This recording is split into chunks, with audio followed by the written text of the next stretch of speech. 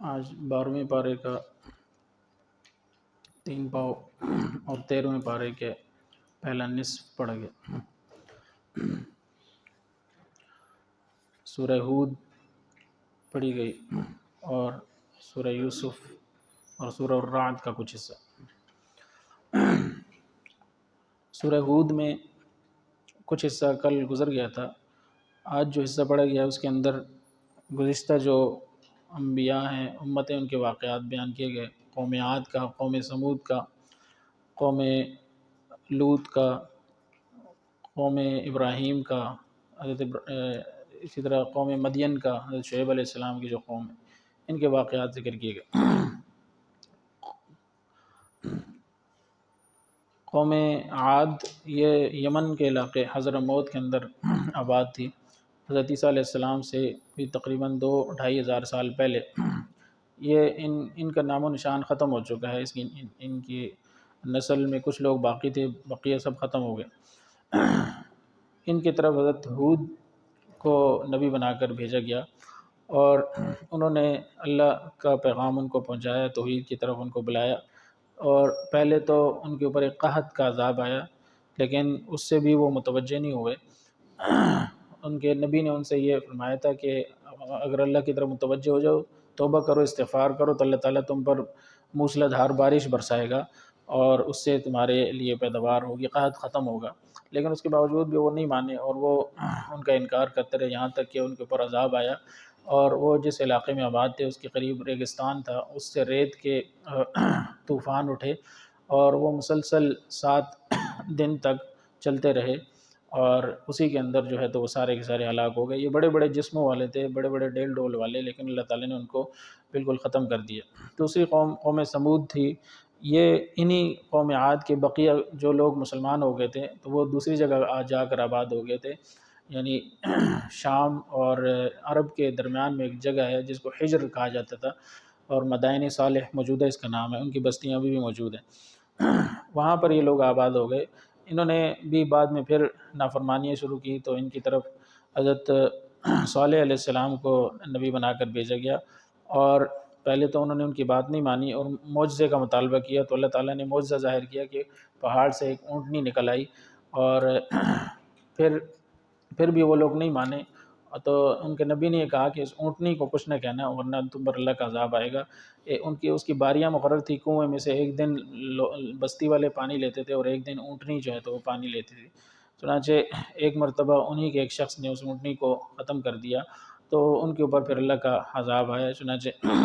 ان کے نبی نے یہ کہا کہ 3 دن تک جو ہے نا، وہ 3 دن کے بعد تم پر عذاب آئے گا، اور ان کے روایت میں آتا ہے کہ ان کو بتا دیا تھا کہ ان کے چہرے کے رنگ بھی تبدیل ہوتے رہیں گے۔ پہلے دن جو ہے تو وہ ان کے چہرے زرد پڑ جائیں گے، دوسرے دن سرخ ہو جائیں گے، تیسرے دن سیاہ ہو جائیں گے۔ چنانچہ ایسے ہی ہوا، اور پھر تیسرے دن ان کے اوپر عذاب آیا، آسمان سے ایک چیخ آئی اور نیچے زمین کے اوپر زلزلہ آیا اور وہ سارے کے سارے ہلاک ہو گئے۔ اس کے بعد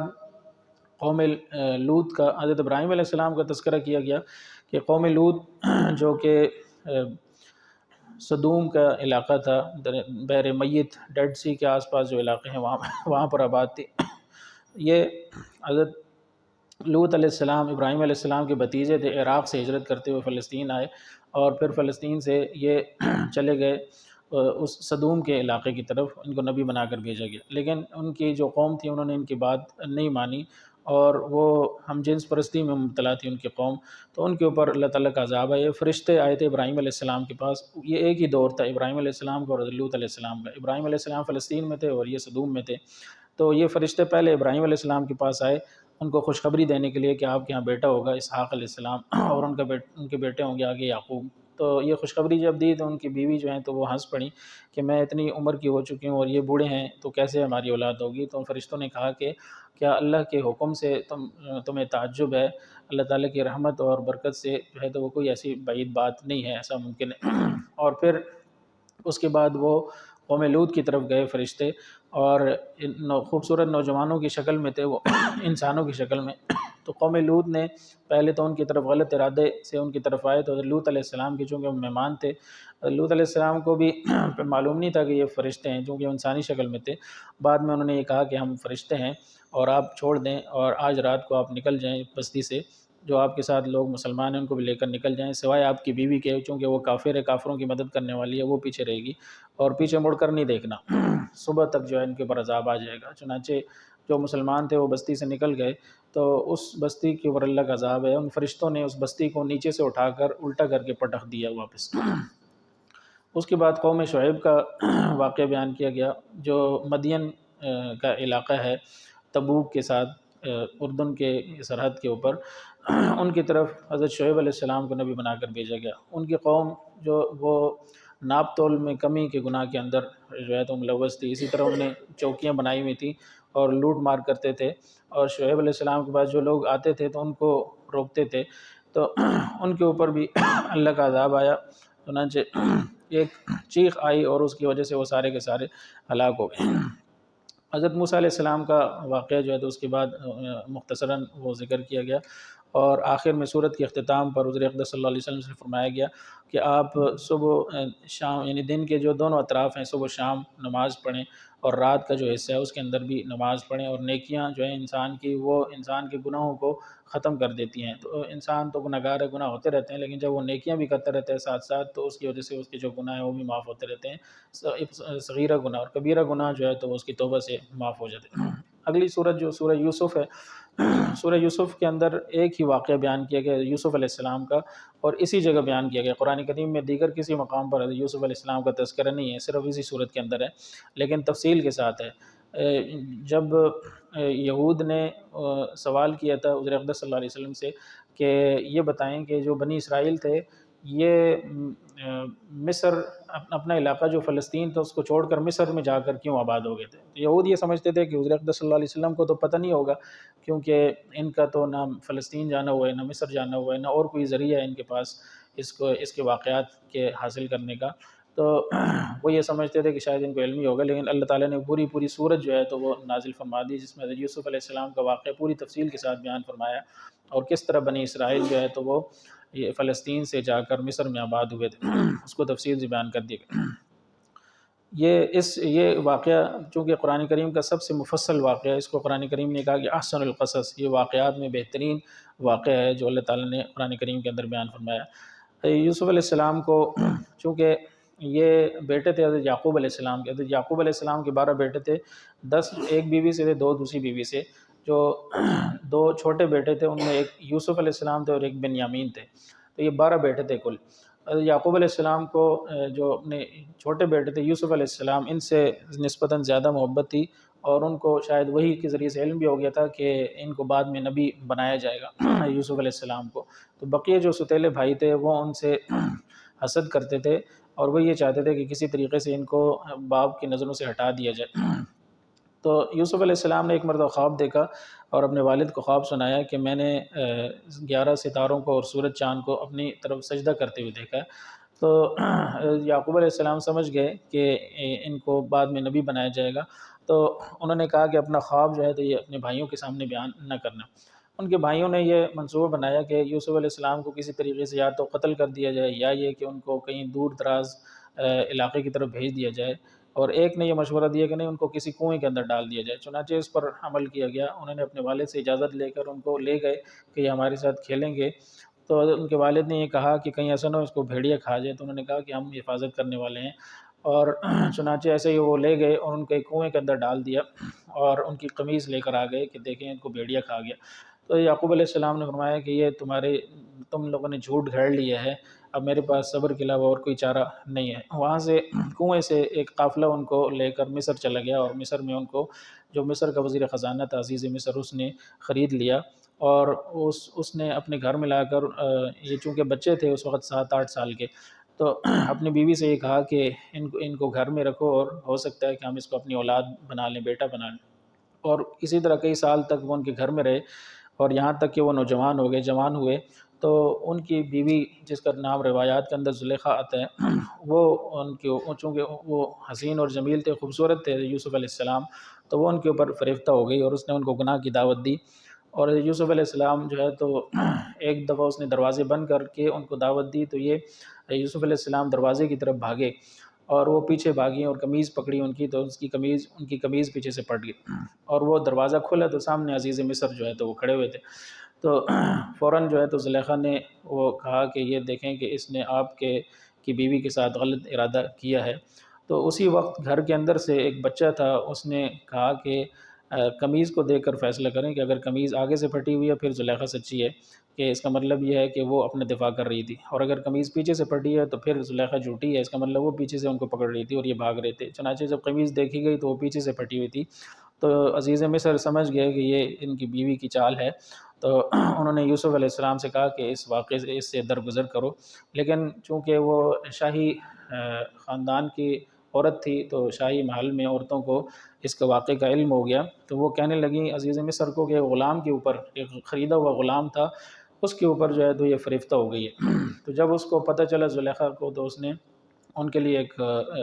دعوت جو ہے تو وہ تیار کی اور اس میں چھریاں اور پھل رکھ دیے، اور جب وہ پھل کاٹنے لگیں تو اس وقت اس نے کہا یوسف علیہ السلام سے کہ سامنے آؤ ان کے۔ جب وہ سامنے آئے تو ان کے حسن و جمال کو دیکھ کر عورتیں جو ہے تو ایسی مگن ہوئیں کہ انہوں نے اپنے ہاتھ کاٹ دی اور کہنے لگیں کہ یہ تو کوئی فرشتہ ہے، انسان تو نہیں ہو سکتا یہ۔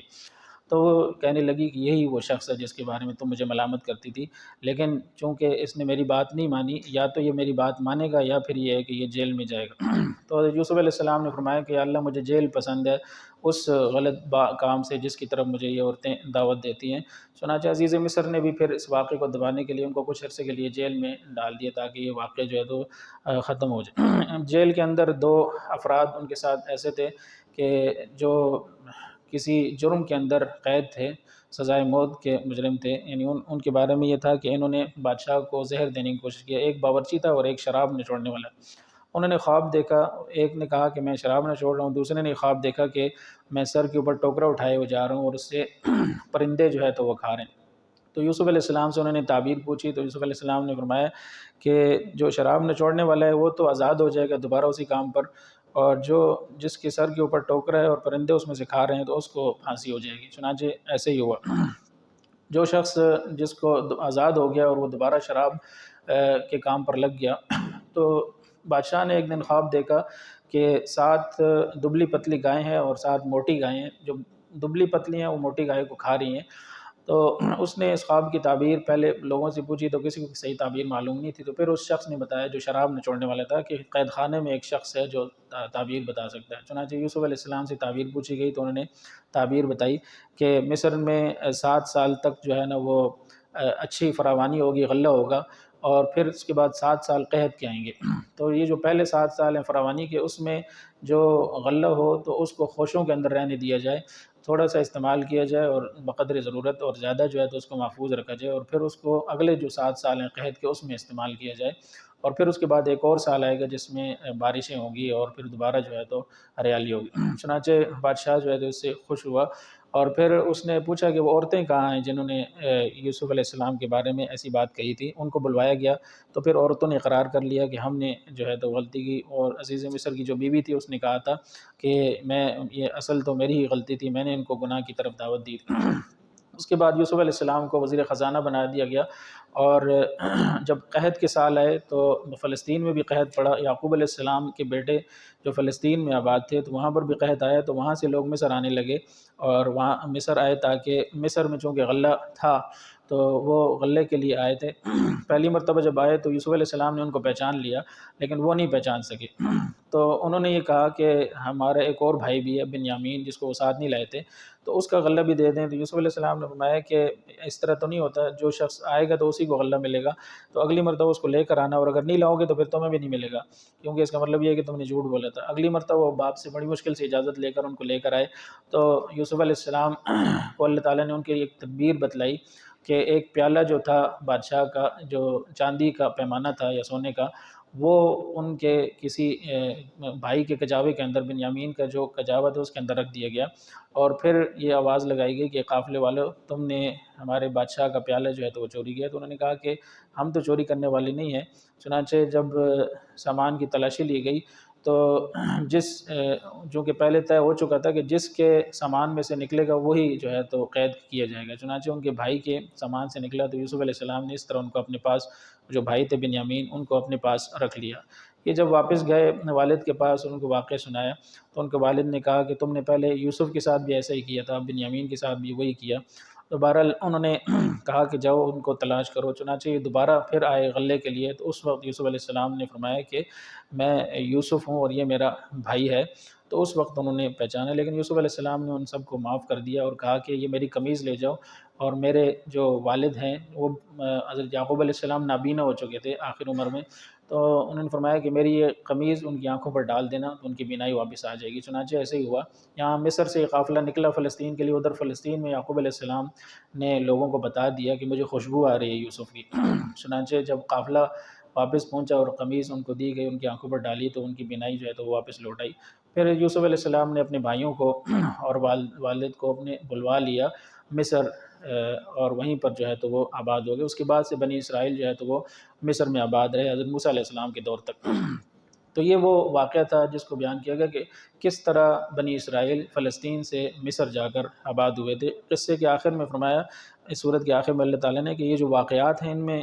عقل والوں کے لیے نصیحت ہے اور عبرت ہے، بشرطے کہ وہ اس سے عبرت حاصل کرنا چاہیں۔ اس کے بعد سورۃ الرعد کا کچھ حصہ پڑھ گیا، 2 رکوع پڑھ گیا۔ سورۃ الرعد، رعد کا مطلب بادل کا گرجنا، بجلی کا کڑکنا۔ تو اس کے اندر یہ صورت بھی چونکہ مکی ہے، اس کے اندر عقائد بیان کیے گئے ہیں، اور اس میں اللہ تعالیٰ کی جو توحید کے دلائل ہیں اس کائنات کے اندر پھیلے ہوئے ان کو بیان کیا گیا ہے۔ تو اس میں اللہ تعالیٰ نے فرمایا یہ زمین و آسمان اللہ تعالیٰ نے بنائے، سورج چاند ستارے بنائے، اور اسی طرح یہ جو بارشوں کا نظام بنایا، بادلوں کا نظام بنایا، بجلی کا نظام بنایا، بجلی کڑکتی ہے، بادل جو ہے تو وہ بارش برساتے ہیں، یہ ساری کی ساری چیزیں جو ہے تو اللہ تعالیٰ نے بنائی ہیں اور جو اللہ تعالیٰ کی وحدانیت پر دلالت کرتی ہیں۔ اور ایک مثال کے ذریعے سے سمجھایا حق اور باطل کو، کہ جو جب بارش ہوتی ہے اور سیلاب، وادیاں بہہ پڑتی ہیں سیلاب سے، تو وہ پانی کے اوپر جھاگ ہوتا ہے، تو وہ جھاگ باطل کی طرح ہے، اور نیچے کا جو پانی ہے جو فائدہ پہنچانے والی چیز ہے وہ حق ہے۔ کبھی ایسا ہوتا ہے کہ باطل نمایاں نظر آ رہا ہوتا ہے لیکن وہ جھاگ کی طرح ہوتا ہے، وہ ختم ہو جاتا ہے، اور اصل جو نفع بخش چیز ہے وہ پانی، وہ حق ہے۔ تو انسان کو جو ایسی چیزوں کی طرف جو چمک دمک والی ہیں ان کی طرف نہیں جانا چاہیے، بلکہ جو حق ہے بسا اوقات وہ چھپا ہوا ہوتا ہے، تو اس کو تلاش کر کے اس کی پیروی کرنی چاہیے۔ اللہ تعالیٰ سے دعا ہے کہ اللہ تعالیٰ ہمیں توفیق نصیب فرمائے۔ الحمدللہ رب العالمین، اللہم صلی علی سیدنا مولانا محمد وبارک وسلم۔ ربنا آتنا فی الدنیا حسنہ وفی الآخرۃ حسنہ وقنا عذاب النار،